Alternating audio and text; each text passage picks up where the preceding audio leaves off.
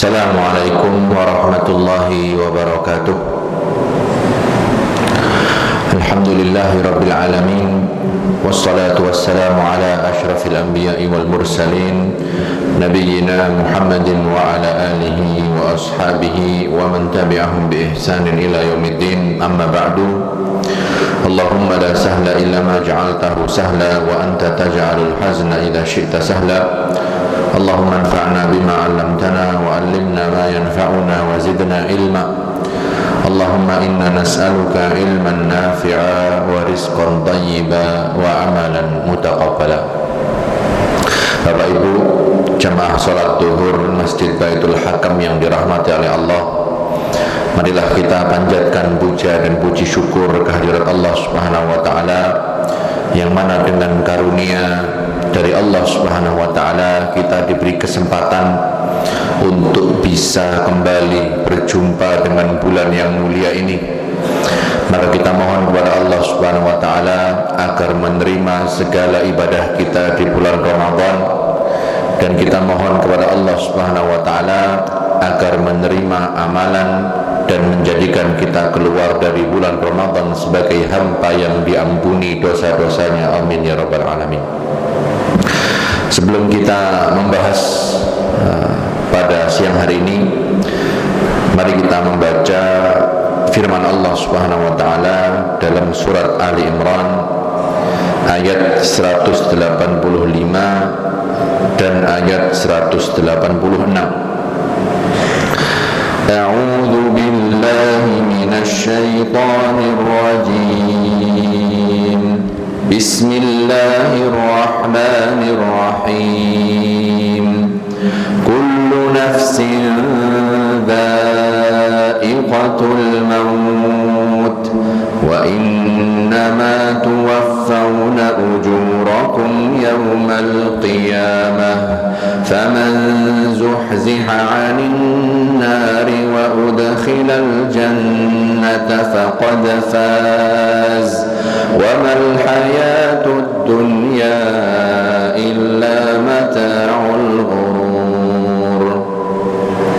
La tublawunna fi amwalikum wa anfusikum wa la tasma'unna minal ladhina utul kitaba min qablikum wa la tasma'unna minal ladhina utul kitaba min qablikum wa minal ladhina ashraku adhan kathira wa in tasbiru wa tattaqu fa inna dhalika min azmil umur. Bismillahirrahmanirrahim. Kita mulai dari firman Allah surat Ali Imran ayat 185. Allah berfirman, kullu nafsin dha'iqatul maut. Setiap yang berjiwa akan merasakan mati. Kalau kita ambil secara makna luasnya, ya, Allah Subhanahu wa taala memperingatkan kita sebagai manusia yang Allah paringi kita jiwa, bahwasanya jiwa kita ini akan ada saatnya berpisah dari tubuh kita. Betapa banyak kita tahu orang-orang yang mungkin Ramadan tahun lalu masih sahur bersama kita, masih puasa bersama kita, masih berbuka, tarawih, bahkan sholat Idul Fitri bersama kita.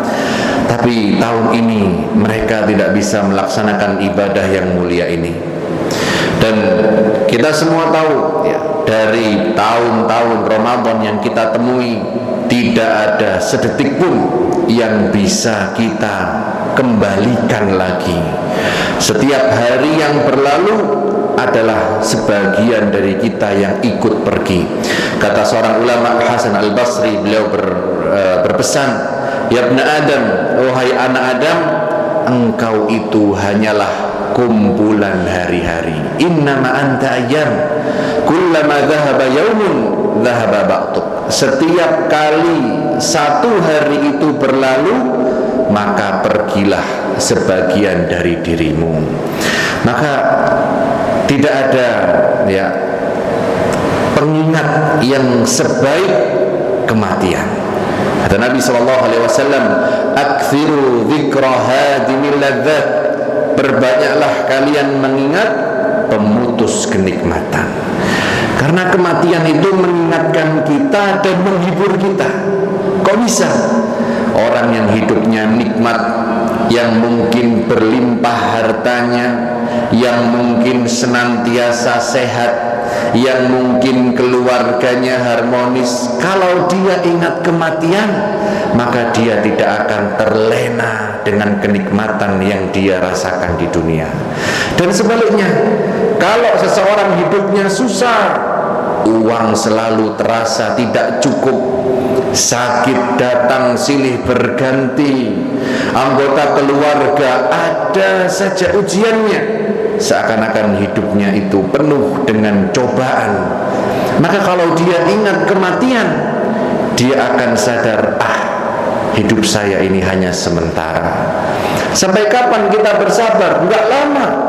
Kita bersabar cukup sampai nanti Allah Ta'ala memanggil kita dengan kematian. Kalau misalkan menunggunya hanya 1 tahun, maka cukup 1 tahun bersabar.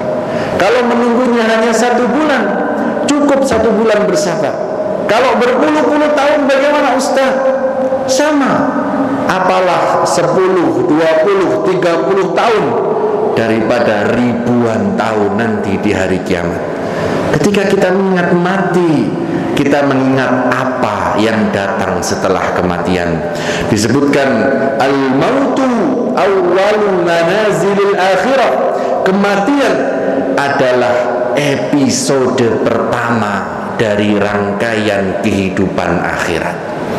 Maka kalau kita ingat mati, kita juga mengingat apa yang datang setelahnya.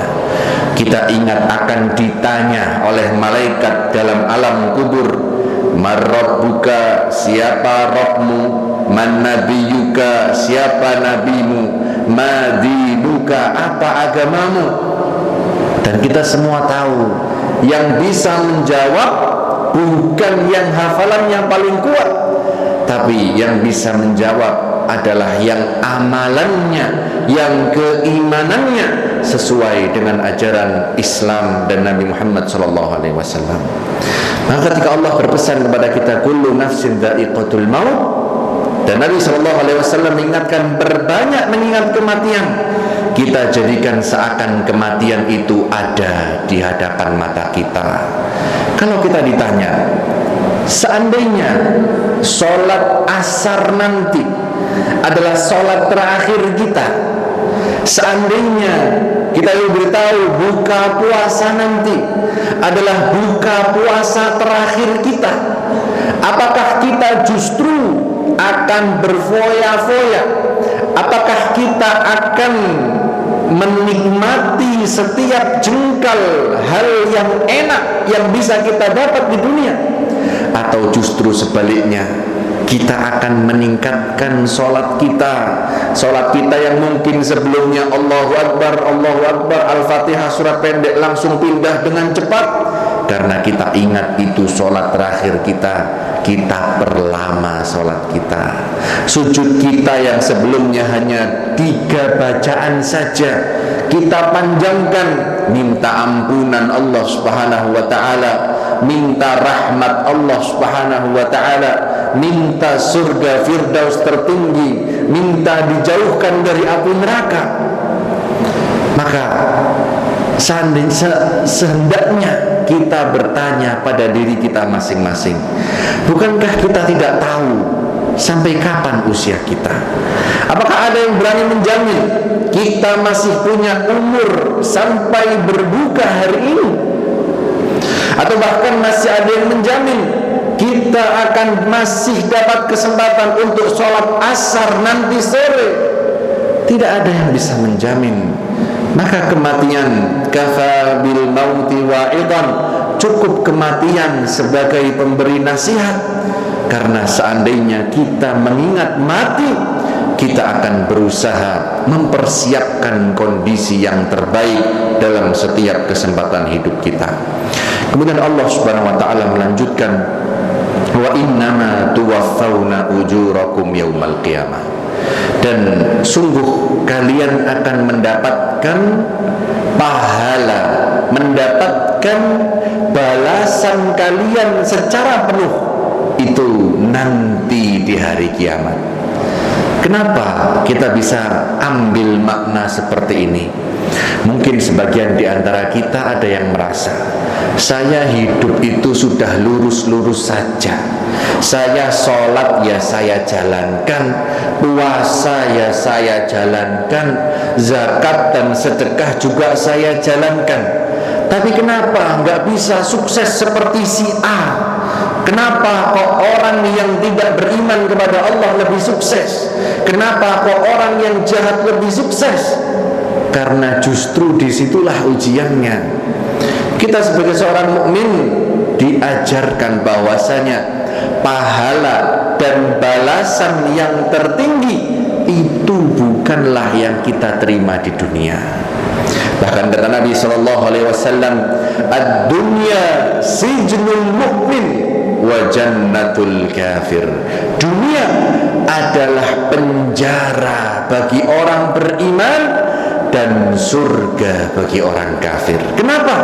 Karena orang beriman di dunia tidak bisa bebas berbuat sekehendaknya. Dia mau makan harta orang lain haram, dia mau menikmati wanita yang bukan istrinya haram, dia mau ini haram, dia mau itu haram. Seakan-akan banyak yang dilarang oleh Allah Subhanahu wa ta'ala. Sedangkan sebaliknya orang kafir ketika di dunia, mereka seakan-akan tidak ada batasan. Apapun bisa mereka nikmati. Mau makan riba, mau makan minuman keras, mau melakukan ini dan itu, tidak ada larangan karena mereka tidak beriman kepada Allah Subhanahu wa ta'ala. Tapi demikianlah ujian kehidupan dunia, liyabluwakum ayyukum ahsanu amala, untuk menguji kalian siapa yang lebih baik amalnya. Dan oleh karena dunia merupakan penjara orang beriman, ketika di akhirat mereka akan merasakan kenikmatan yang jauh lebih tinggi daripada selain mereka. Dan sebaliknya, orang yang tidak beriman kepada Allah Subhanahu wa ta'ala, di dunia nikmat hidupnya berfoya-foya, berlimpah harta, tapi di akhirat tidak ada yang bisa menyelamatkannya dari siksa api neraka. Karena itu Allah menyebutkan dalam lanjutan ayatnya, faman zuhziha 'anil nar, maka barang siapa yang dijauhkan dari api neraka, wa udkhilal jannah, dan dimasukkan ke dalam surga, faqad faz, maka sungguh ia telah sukses. Setiap orang boleh punya kriteria suksesnya sendiri. Mungkin si A suksesnya kalau dia bisa punya uang sekian-sekian, si B suksesnya kalau dia bisa punya rumah yang seperti ini, seperti itu, si C suksesnya kalau dia bisa punya bisnis yang demikian dan demikian. Tapi ingatlah bahwasanya kesuksesan yang hakiki bukanlah kesuksesan di dunia. Kesuksesan di dunia itu bagus ya, dan Nabi SAW mengajarkan kita bukan untuk bermalas-malasan, tapi Nabi SAW mengajarkan kita untuk mengejar akhirat, bahkan menggunakan dunia untuk mengejar akhirat kita. Kata Allah Subhanahu wa ta'ala, wabtaghi fima atakallahu daral akhirah wala tansa nasibaka minad dunya.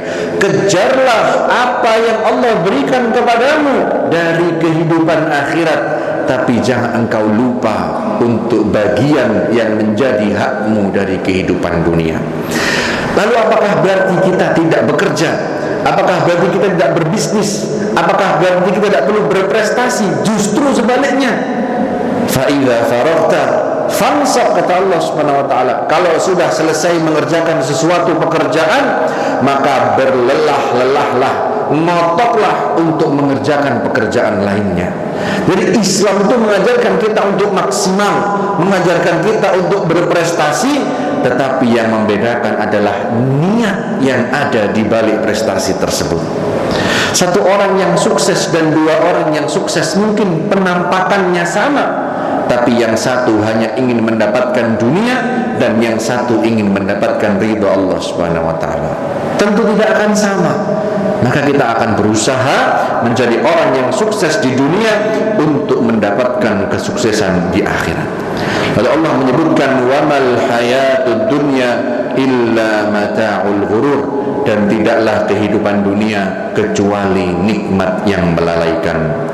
Kemudian di ayat yang berikutnya Allah Ta'ala menyebutkan la tublawunna fi amwalikum wa anfusikum, sungguh kalian benar-benar akan diuji. Diuji dalam apa ya Allah? Diuji dalam harta dan diri kalian. Dari ayat ini kita belajar bahwasanya kehidupan dunia tidak mungkin mulus-mulus saja. Nggak mungkin kita pengen ya muda leyeh-leyeh, terus tuanya kaya raya, mati masuk surga. Itu sangat jauh kalau seperti itu. Jangankan kita, Nabi Muhammad SAW yang sudah dijamin surga masih sholat malam sampai terluka kaki beliau. Ketika beliau ditanya, ya Rasulullah, bukankah engkau sudah dijamin masuk surga? Maka Nabi SAW menjawab, afala akunu abdan syakura, tidakkah layak aku menjadi seorang hamba yang bersyukur?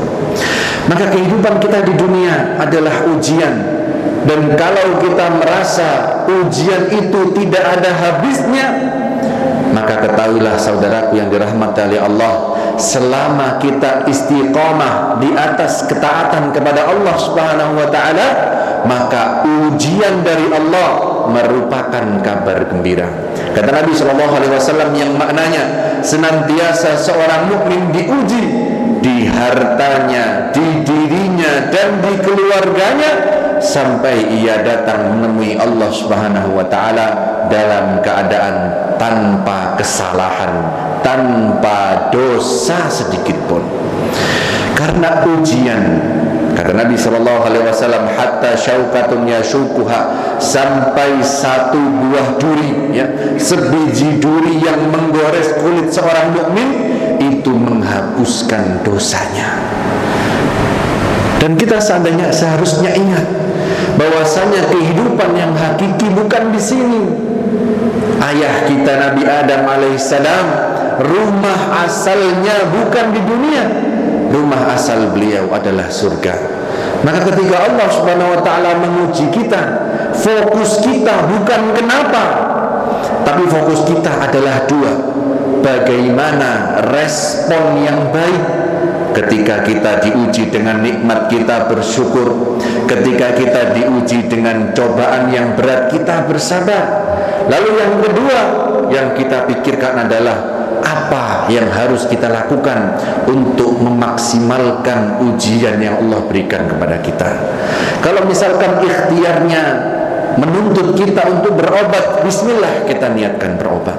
Kalau misalkan ujiannya menuntut kita untuk bekerja yang halal, maka kita bismillah bekerja yang halal.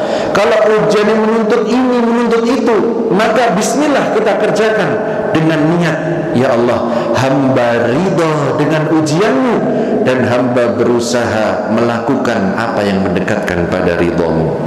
Kemudian Allah Subhanahu wa taala menyebutkan, wala tasma'unna minal ladzina utul kitab min qablikum wa minal ladzina asyraku adzan katsira.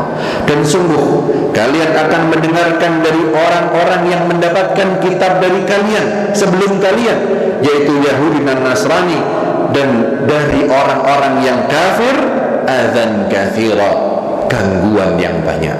Jamaah rahimani wa rahimakumullah, sudah selayaknya, sudah sunnatullah ketika kita berusaha menjadi orang yang taat kepada Allah Subhanahu wa taala, akan ada pihak-pihak yang tidak suka. Jangankan kita, manusia yang banyak salah, banyak dosa, banyak kekurangan, bahkan Kanjeng Nabi sallallahu alaihi wasallam saja, manusia yang sempurna, Nabi dan Rasul Allah yang sempat dijuluki Al-Amin, yang paling dipercaya, ketika beliau mendakwahkan Islam, beliau dicaci maki, beliau difitnah, beliau dilukai, bahkan beliau diusir dan diperangi. Maka sudah sunnatullah, ketika kita berusaha istiqomah di atas ketaatan, akan ada orang-orang yang tidak suka.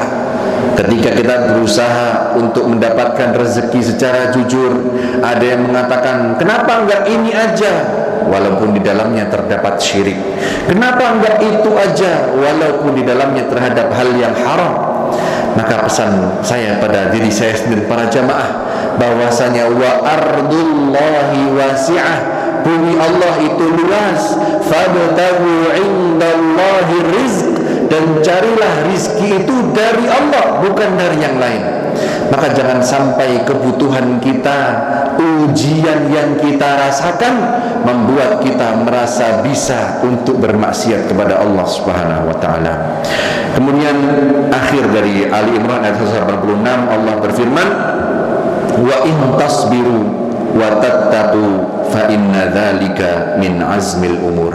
Dan apabila engkau bersabar dan bertakwa, maka itu adalah hal yang selayaknya diutamakan.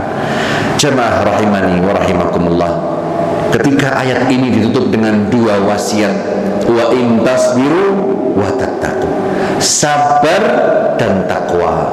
Kenapa Allah menyebutkan dua hal ini? Karena kita tidak akan bisa berhasil dunia dan akhirat kalau kita tidak sabar dan kita tidak bertakwa kepada Allah Subhanahu wa taala. Sekarang kita semua merasakan puasa di siang hari Surabaya yang Masya Allah sejuk ini. Lebih enak puasa atau minum es teh, atau minum es campur, mungkin es tegan. Ya. Manusia biasa akan jawab lebih enak minum es, ya. Tapi hamba-hamba Allah Subhanahu wa taala tahu bahwasanya dahaga, haus, capek, lemes sekarang di dunia itu lebih enak karena akan diganjar nanti di hadapan Allah Subhanahu wa taala. Kata Nabi sallallahu alaihi wasallam, lis-shaimi farhatan, orang yang berpuasa akan mendapatkan dua kebahagiaan.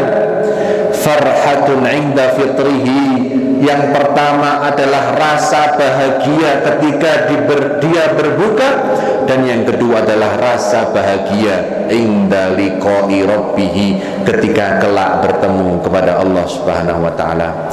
Maka marilah kita bersabar, kita meningkatkan ketakwaan, kita memaksimalkan bulan puasa yang mulia ini. Kata Nabi sallallahu alaihi wasallam, man shoma ramadhana imanan wa ihtisaban ghufira lahu ma taqaddama min dhanbi. Barang siapa yang puasa Ramadan karena iman kepada Allah dan mengharapkan pahala dari Allah Subhanahu wa taala, akan diampuni seluruh dosanya yang telah lalu. Nabi juga menyebutkan, man qama ramadhana imanan wa ihtisaban ghufira lahu ma taqaddama min dhanbi. Barang siapa yang sholat tarawih di bulan Ramadan karena iman dan mengharapkan pahala dari Allah Subhanahu wa taala, dihapuskan semua dosanya yang telah lalu. Dan nanti ya, kita baru sepertiga Ramadan kita lewati. Jangan lupa nanti ketika mendekati 10 hari terakhir, terutama di malam-malam yang kita duga kuat adalah malam Lailatul Qadar, kita memperbanyak doa yang diajarkan oleh Kanjeng Nabi sallallahu alaihi wasallam. Allahumma innaka afuwun tuhibbul afwa fa'fu anni. Ya Allah, sungguh Engkau Maha Pemaaf dan Engkau suka untuk memaafkan, maka maafkanlah kami. Dan Nabi sallallahu alaihi wasallam memberi pesan kepada kita bahwasanya rahima anfun, rugi orang yang keluar dari bulan Ramadan walam yughfar lahu, dan dia belum diampuni dari dosa-dosanya. Kita mohon kepada Allah Subhanahu wa taala agar membantu kita untuk memaksimalkan bulan Ramadan. Kita mohon kepada Allah Subhanahu wa taala agar menerima puasa kita, menerima salat tarawih kita, menerima zakat dan sedekah kita, menerima bacaan Quran kita, menerima taubat nasuha kita, dan kita mohon kepada Allah Subhanahu wa taala agar mengumpulkan kita di surga bersama para nabi dan orang-orang saleh. Amin ya rabbal alamin. Rabbana hab lana min azwajina wa dhurriyyatina qurrata a'yun waj'alna lil muttaqina imama. Rabbana ighfir lana wa liwalidina warhamhum kama rabbawna shighara. Rabbana atina fid dunya hasanah wa fil akhirati hasanah wa qina adzabannar. Subhanakallahumma bihamdik asyhadu an la ilaha illa anta astaghfiruka wa atubu ilaik. Wassalamu alaikum warahmatullahi wabarakatuh.